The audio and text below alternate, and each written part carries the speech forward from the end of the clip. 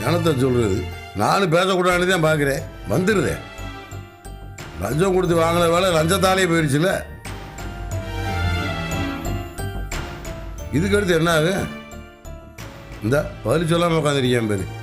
இனிமேல் என்ன ஆகாத முடியும் இவனுக்கே தெரியாது.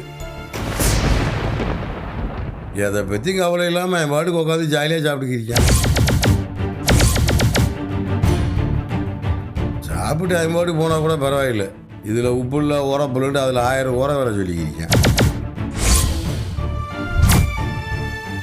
விவரி உமதி இவன் நிலைமையில நான் இருந்தேன்னு வச்சுக்க, ஒரு வாய் சோறு என் தொண்டைக்கையில் இறங்காது.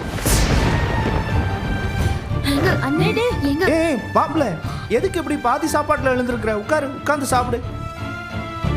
டேய் டேய் உட்கார்றா, உட்கார்ந்து சாப்பிடுறா.